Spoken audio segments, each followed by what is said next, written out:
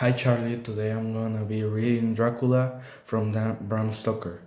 Chapter 1 Count Dracula. My story began about 7 years ago, in 1975. My name is Jonathan Harker, and I live and work in London. My love is to buy and sell houses for other people. One day, a letter arrived for me, a very rich man who lived in Transylvania. He wanted to buy my house in England and he needed my help. The man was Count Dracula, and I agreed to help him. I found a home for him, and he asked me to take all the papers for it to Transylvania. I was not very pleased about this. I was planning to get married in the autumn, and I did not want to leave my beautiful Mina. But you must go, Jonathan, she said. The Count is rich, and perhaps he will give you more work later. So I agreed to go. I did not know then of the terrible danger which waited for me in Transylvania. And so, on 4th May, I arrived at a little town called Bistrinsk. Transylvania was a strange and beautiful country.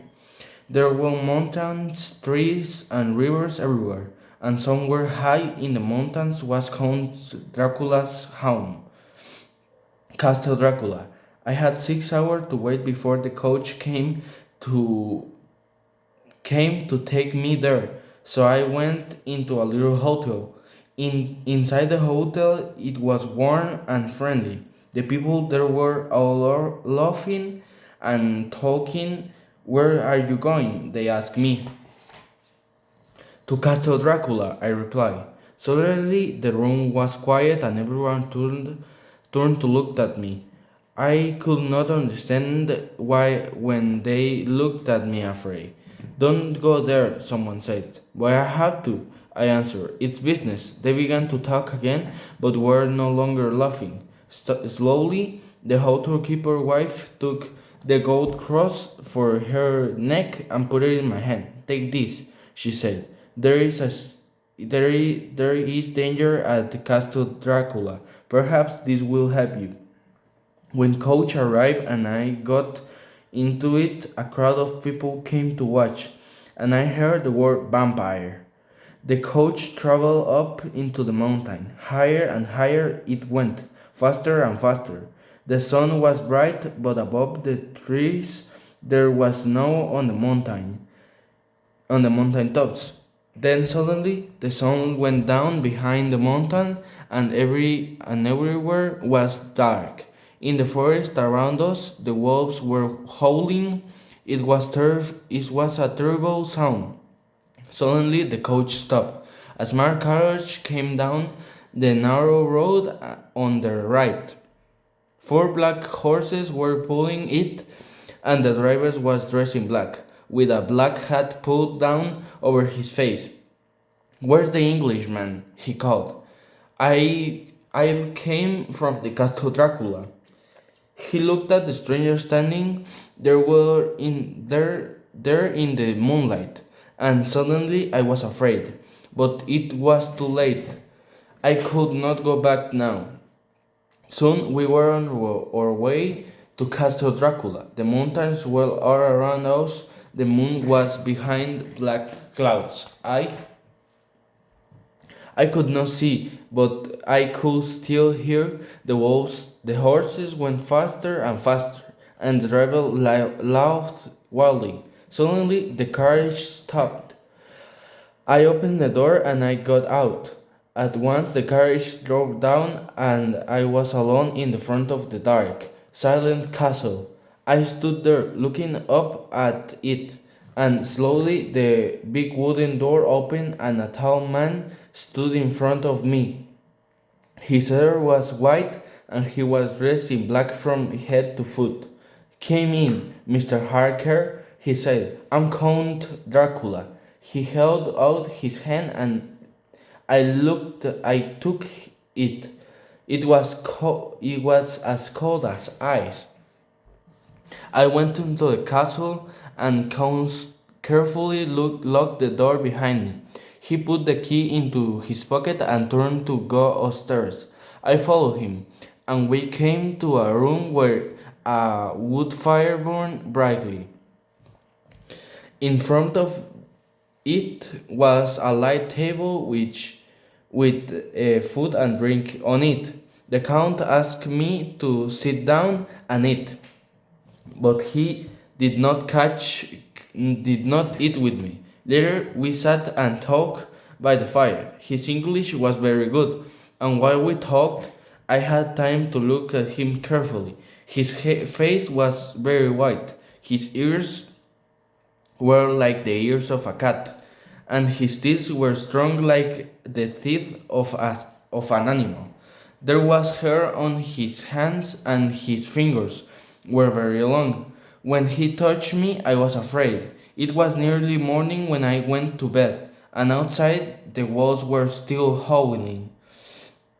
The next morning, I found my breakfast on the little table in front of the fire. Now that it was light, I could see the castle Dracula was old and dirty. I saw no servant all that day. The count did not come to breakfast, but there was a letter from him in the table. Go anywhere in a castle, it said, but some of the rooms are locked. Don't try to go into these rooms.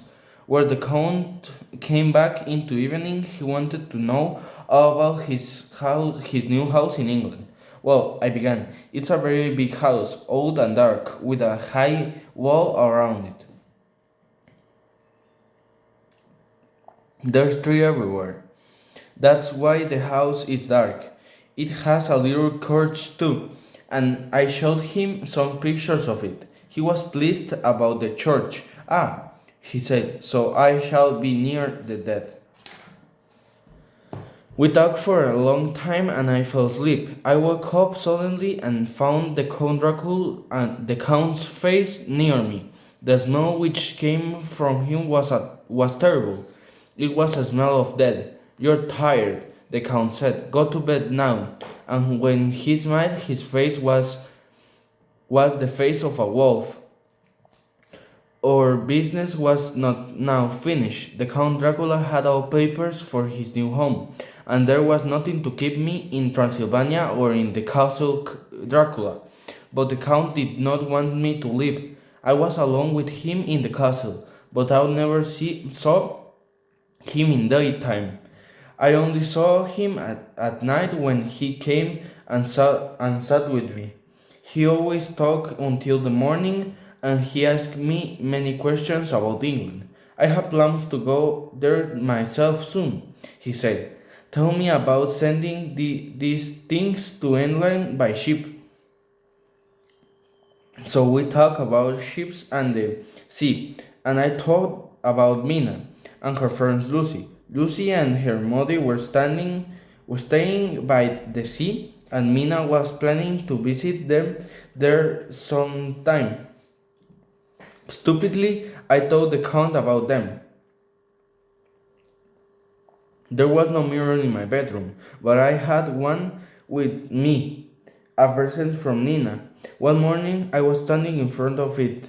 I was shaving. I saw suddenly a hand touched me. A voice said, "Good morning." The Count Dracula was standing next to me. He was standing next to me, but I could not see him in the mirror.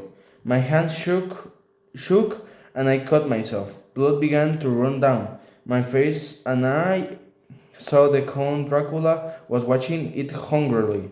Suddenly he put out his hand. He had a wild look on his eyes, and I was afraid, but his hand touched the gold cross of my neck, and his face changed. He took the mirror from me, went to the window, and a minute later the mirror was laying in 1,000 pieces far below. He did not speak but left the room quickly, and I stood there and asked myself why I could not see this man in the mirror. I went over to the window and looked out. It was a height above the ground. Many of the doors in the castle were locked. Suddenly I understand. I was a prisoner.